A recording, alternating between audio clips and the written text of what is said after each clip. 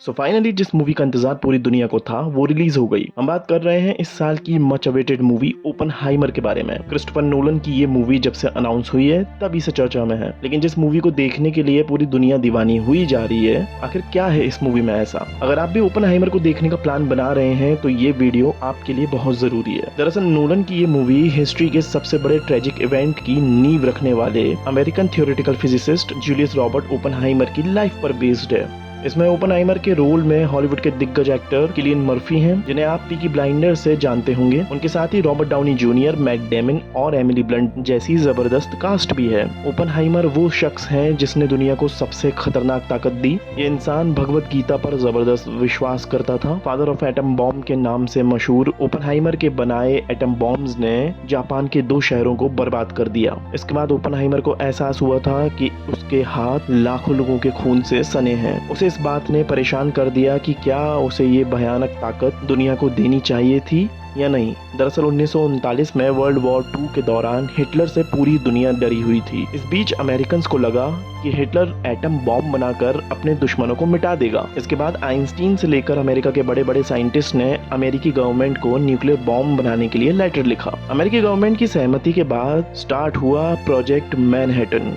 ये प्रोजेक्ट अब तक के सबसे बड़े विनाशकारी बॉम्ब को बनाने के लिए था। फिर क्या था, 1942 तक ये क्लियर हो चुका था कि एटम बॉम्ब बनाया जा सकता है। ओपनहाइमर उस वक्त अमेरिकी एटॉमिक मैटर्स के सबसे बड़े एक्सपर्ट थे। अमेरिका के सभी दिग्गज साइंटिस्ट ने ये फैसला लिया कि प्रोजेक्ट मैनहट्टन को ओपनहाइमर ही कंडक्ट करेंगे। हालांकि ओपनहाइमर की कम्युनिस्ट आइडियोलॉजी के कारण कुछ लोगों ने उन पर संदेह भी किया, जिस वजह से उन्हें अपनी इस आइडियोलॉजी तक को छोड़ना पड़ा, जिससे कि उनके पैट्रियटिज्म पर किसी को भी डाउट ना रहे। साल 1945 तक एटम बॉम्ब बनकर रेडी था। अब एटम बॉम्ब को टेस्ट की तारीख 16 जुलाई 1945 डिसाइड की गई। 16 जुलाई के दिन ओपनहाइमर अपने बंकर में सुबह से उस पल का इंतजार कर रहे थे जब इस विनाशकारी हथियार को टेस्ट किया जाना था। ये मोमेंट पूरे वर्ल्ड को चेंज करने वाला था। ओपनहाइमर के चेहरे पर घबराहट और थकान साफ दिख रही थी। वो रात को सोए तक नहीं थे। रात भर ओपनहाइमर सिगरेट के साथ चिंता में खांसते रहे। जैसे जैसे एटॉमिक टेस्ट का समय पास आता जा रहा था,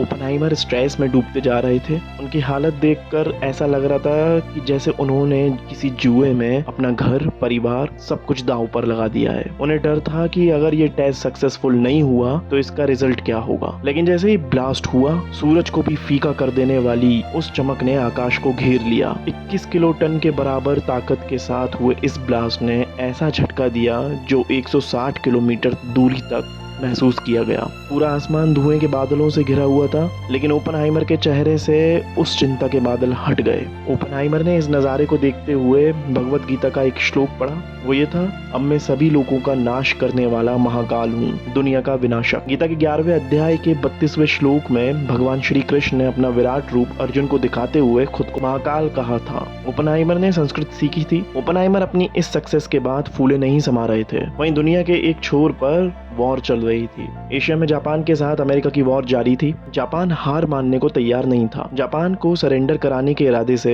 अमेरिका ने जापान के 2 शहरों हिरोशिमा और नागासाकी पर एटम बॉम्ब गिरा दिए। इसमें लाखों लोग मारे गए, यहाँ तक कि उनकी आने वाली नस्लें खराब हो गईं और जापान को सरेंडर करना पड़ा। इस नरसंहार को देखकर ओपनहाइमर गिल्ट से परेशान हो गए। उन्हें लगा कि कैसे उनके बनाए एक वेपन ने दुनिया में तबाही मचा दी। ओपनहाइमर ने इस तबाही के लिए खुद को जिम्मेदार बताया। उस वक्त के अमेरिका के प्रेसिडेंट रहे हैरी ट्रूमैन से मीटिंग के दौरान ओपनहाइमर ने कहा कि मुझे लगता है कि मेरे हाथ खून से सने हुए हैं। हालांकि ओपनहाइमर अपने लाइफ के आखिरी दौर में एक पैरेलल लाइन पर चलते थे।